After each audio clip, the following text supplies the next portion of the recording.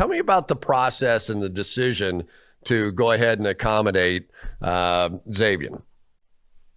I think Cris and his staff, Marvin Allen and Brandon Shaw, they did it. I think for us, we just want to always keep the lines of communication open, dialogue, listen. I think that's a big thing any negotiation, listening to the concerns of the whoever you're talking with. In this case, it was Xavien and his representation. We listened to their concerns and, we tried to compromise. I think that's the key word. And they made some concessions. We made some concessions. We came to a compromise where we felt like, both sides, were happy. And I think that's the right way to kind of do business.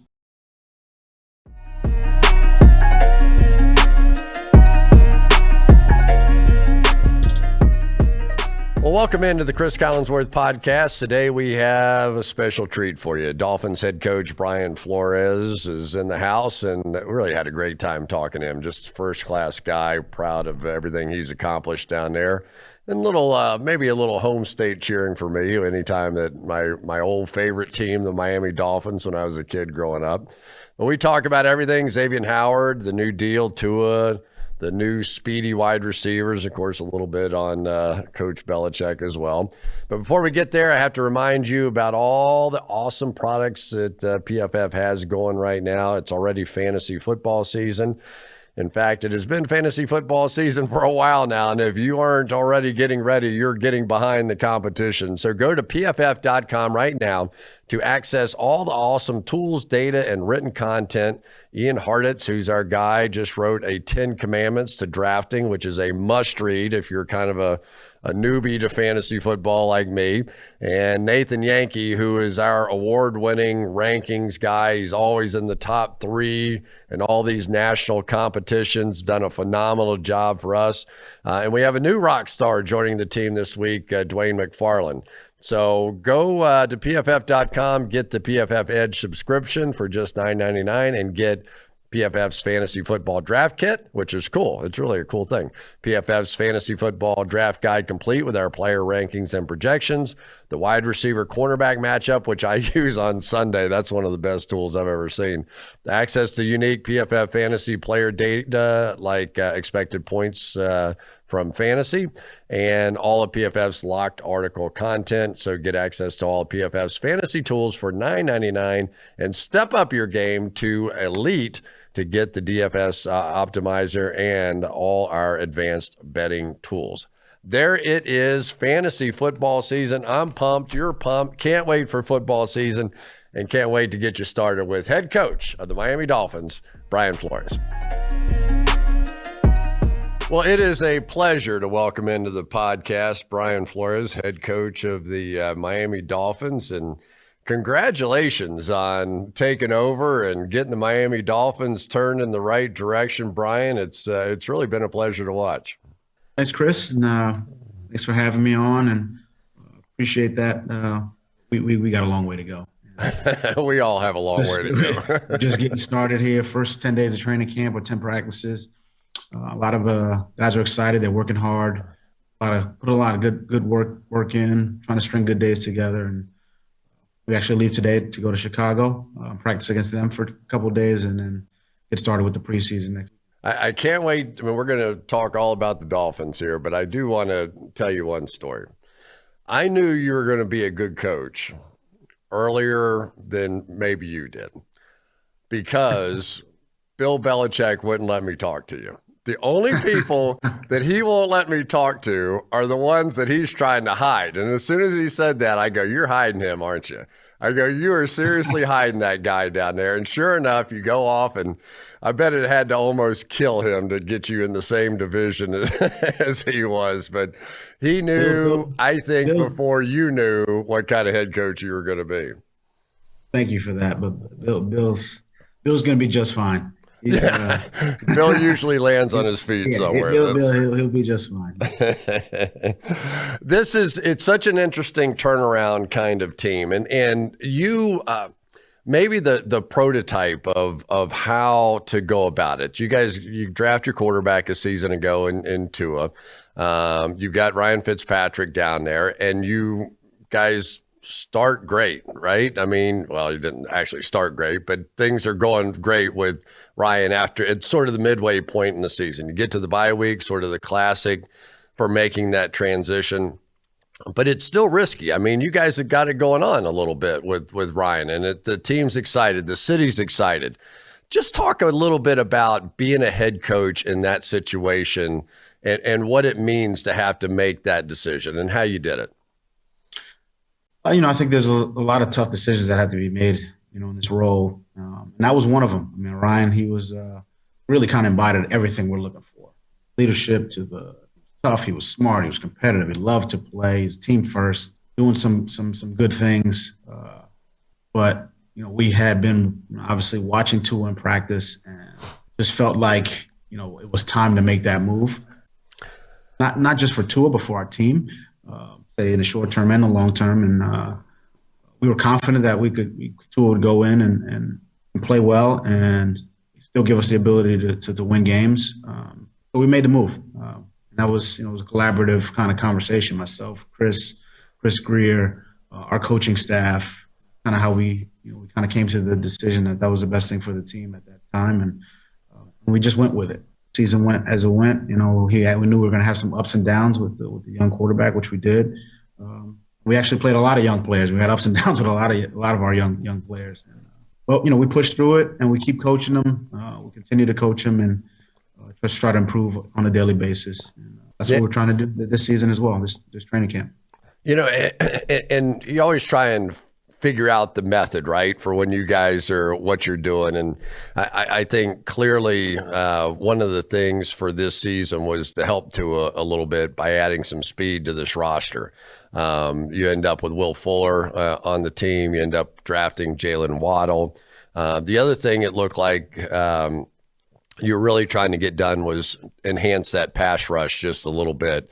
Jalen Phillips, I loved out of the University of Miami. I thought he was the best defensive player coming out in the draft. So, but your opinion of what you were trying to get done with this team this year with the draft, you had a lot of early draft picks, and how it's looked so far to you on the field. Oh, I think Chris Greer and his staff, they do a great job of evaluating talents. We have a process we go through, free agency, draft. We're looking for a particular type of individual from a character standpoint and from a talent standpoint. We've added some talent, really on both sides of the ball, really all three sides of the ball, I would say. I mean, we're just trying to build a tough and talented team. And I would say, you mentioned Waddle and Fuller. I mean, they're fast. I mean, that was obviously something we wanted to, improve our roster from a speed standpoint. So I think we have an opportunity to do that. But it's not just, just throw speed on the field and think it works. You know as well as anyone. You got to get 11 guys on the same page. From an alignment standpoint, from an assignment standpoint, from a responsibility standpoint, from a communication standpoint. And that's what we're building towards now in training camp. Team chemistry is important. So, while there are some, let's call it fast players, offensively and defensively, we've got to put it all together. And that's kind of what we're working towards in training. Yeah, it is. There have been a lot of good storylines that come out of your camp already. One of the interesting ones for me is that you guys are going with a co-offensive coordinator, right? You've got George Godsey and Eric Studesville going in. I know George just came back from some of the COVID restrictions, and God, this thing's never going to go away, is it? I'm like, God, just please give football season a break here with this.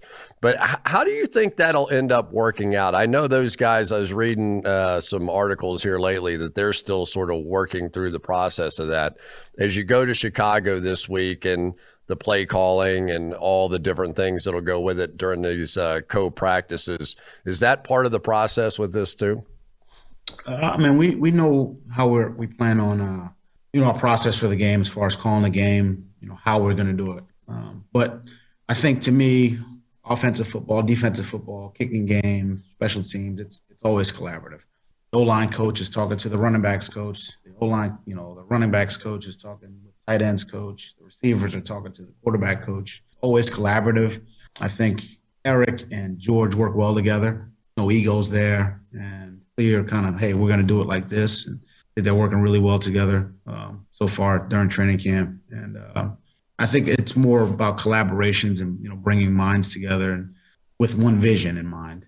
Done a nice job so far. And, we can, obviously we're still trying to build on that. We'll get a good opportunity to see it, against Chicago in some joint practices. Yeah. Let's take a step back for 1 second.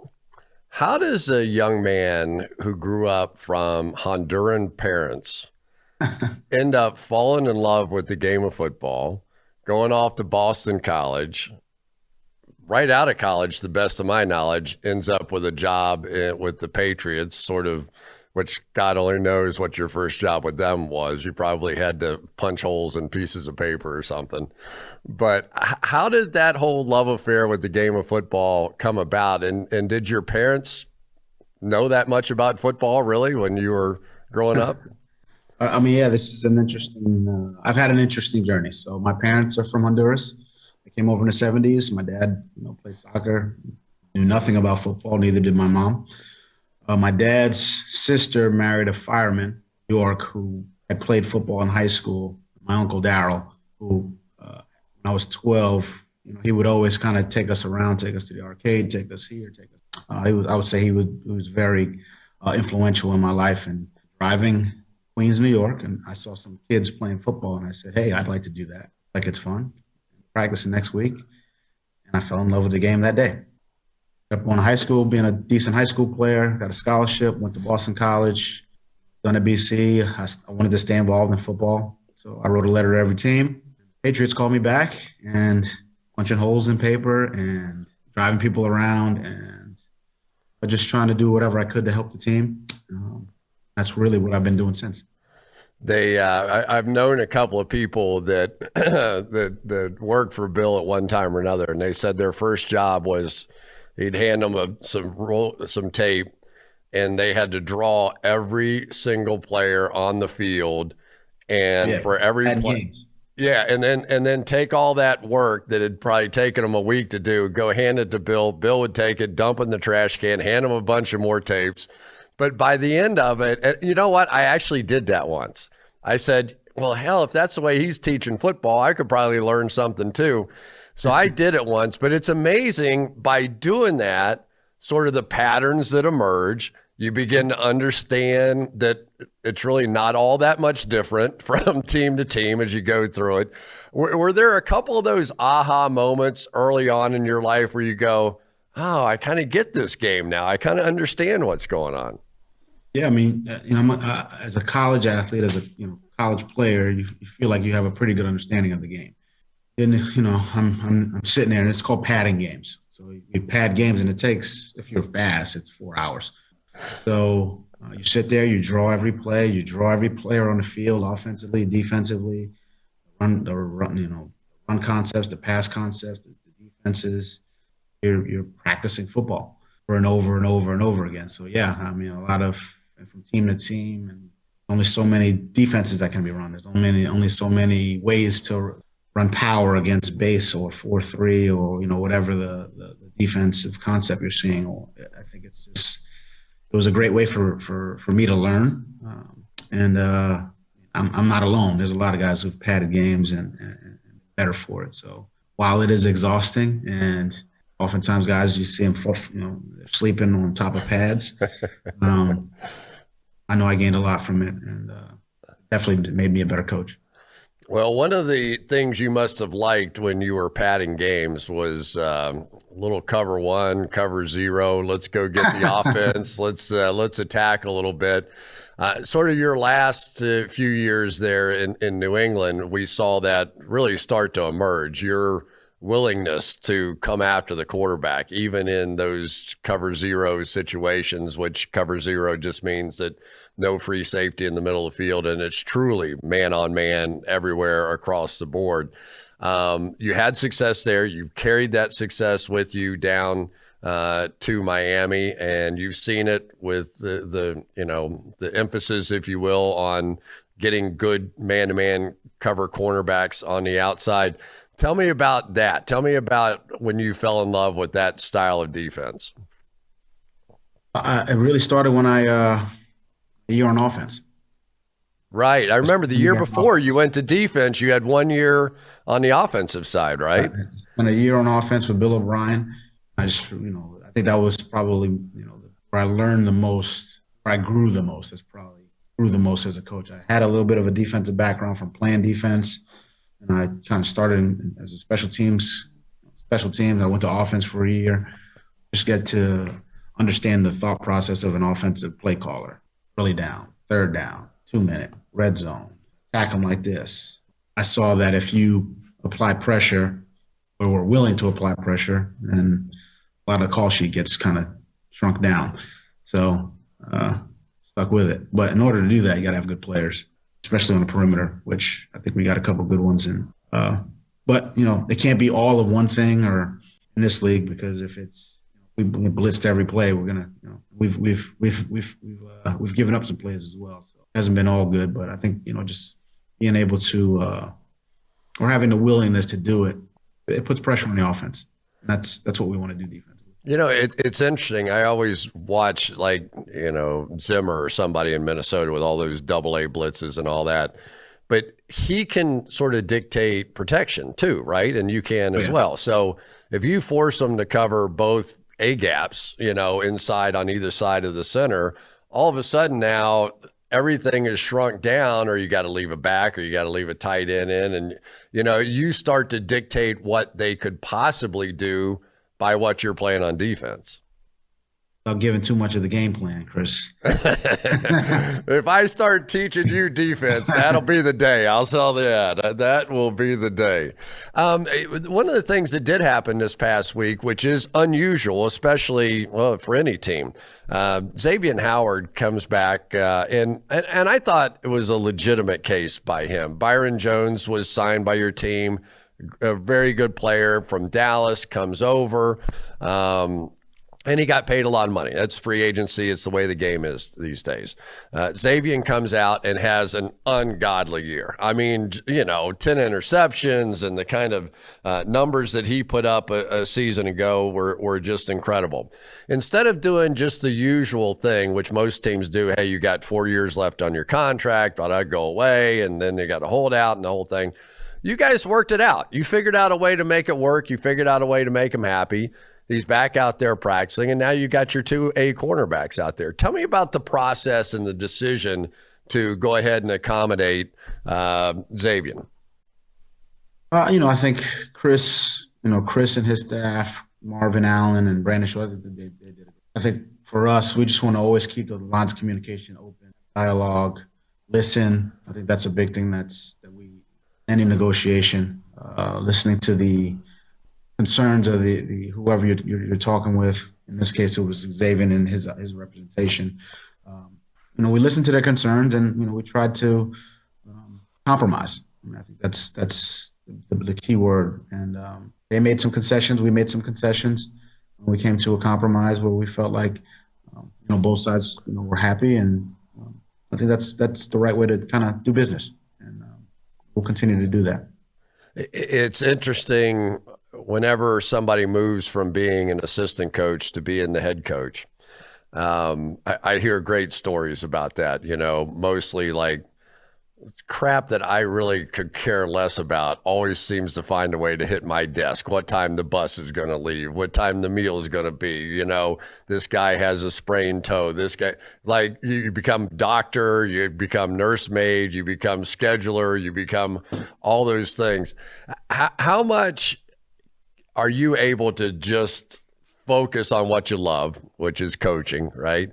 And how much of it is now part of this other stuff like this, like dealing with me and dealing with the media and all the different things that go with being a head coach? I enjoy every part of being a head coach. Obviously, I love coaching, but I touching every part of this station, support staff. I think we have a great support staff here. So whether it's equipment or IT or nutrition or strength and conditioning or medical or media or our field crew. I mean, look, we can't practice if the fields aren't lined. So I enjoy all that. I mean, and I think you miss having that one-on-one time with players as a position coach and the relationships that are built in the position room. It's a different job, than when I was a coordinator or a position coach, but I enjoy it. I really do. We have a good staff. I think a lot of this is about allowing, people, the good people on our staff to do their job and do it well. And I really do. I love coaching. I love being a head coach and everything that goes with it. Yeah, it fits you. The $1 million question from everybody is, how's Tua doing? And we saw in college, one of the things I loved about him was that I thought he was a quick decision maker. His feet were quick. He could get himself in position to make throws. He was a young quarterback last year. We sort of charted his turnover-worthy throws versus big-time throws. It was about 2-to-1 on the negative side a season ago. But now you add the speed, you add some Waddle, Fuller, all these guys around him. Have you seen him begin to make that jump in the next year? I think he's grown a lot over the course of the last year, and there's a lot that goes into that. Coming off an injury, it was a very different year. No OTAs, he didn't have those reps. He would never make an excuse about any of this, but it was a different year, and he's grown a lot. I think he's more comfortable. He lives in, it's hard for rookies. They come in, they're in a new environment, trying to get to know everyone's name, from coaches, from support staff, guys on the team. He's much more comfortable now. I would say that. Looks healthier. He looks more comfortable. He's got a year in the system, so he's more comfortable with what we're doing offensively. He's got better command of the offense. He's in and out of the huddle quicker. So those things that, and he's getting more reps. He's getting more reps at it. So still a long way to go. He's still a young player, talented, and we'll just take it one day at a time and continue to improve and get better. And he's doing that, and I'm excited to see where this goes. I have so many questions, and I know you've got to go get on an airplane. You're going up to Chicago to take on the Bears here a little bit for a couple of days of practice. You'll get one of the first looks at Justin Fields, which will be kind of cool too. See how your defense matches up against those guys. When you go to a practice like that for a couple of days before a preseason game, why? I mean, what do you gain out of that you can't gain out of just practicing at home? I think the first thing that comes to mind is competition. I think it's, we've seen each other for 10 practices. I think it's good to hop on a plane, go to a hotel. I think there's a camaraderie that happens when you're away from the facility and just together as a group. But on the field, just that competition. They got a lot of great players, great coaches, and instead of seeing guys who are on your team and competing against them, we're as a team, we're going to go compete against another group.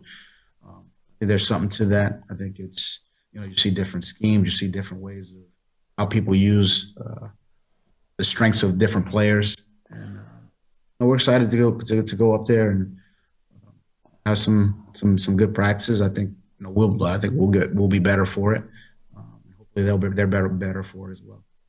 It'll be an interesting test for both offensive lines. Early in camp, defenses usually dominate over offenses, but both of these offensive lines now are, under the microscope a little bit.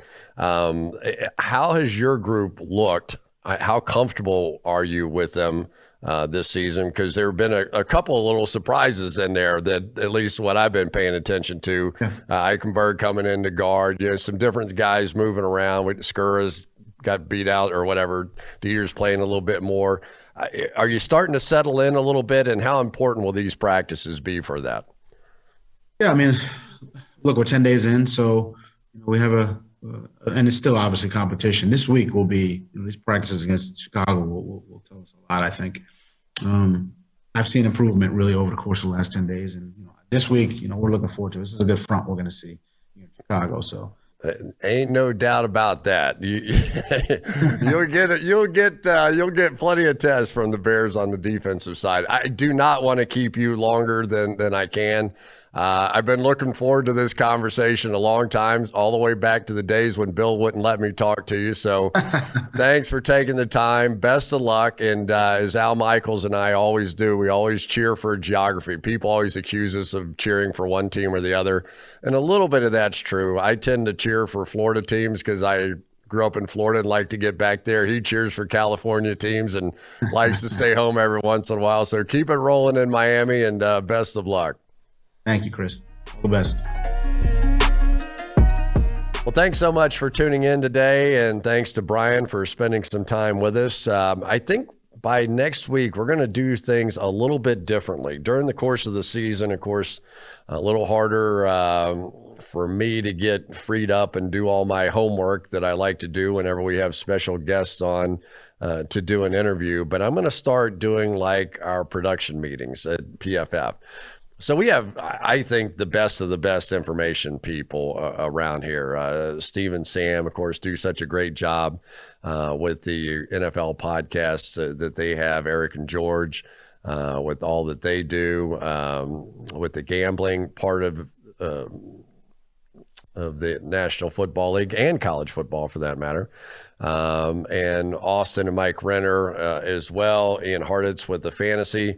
So anyway, I'm going to start doing sort of a best of PFF from here on out. So these guys are going to prepare as I'm going to prepare for the upcoming Sunday's games. And then about Thursday, maybe Friday, we're going to do a preview of the entire weekend, and we're going to look at it from every aspect, not just my Sunday night game that I'll be working on all week, but everything going on in college football, everything going on in the NFL, everything going on with fantasy, everything going on with gambling. So that is sort of our game plan going forward, starting next week. We might even do a little fantasy draft to kick it all off next week with a bit of a twist on it. I'll just tease it at that. But thanks for tuning in. We are ready to crank into full season mode here starting next week. And hopefully, God willing, we will see you next week as well. Thanks.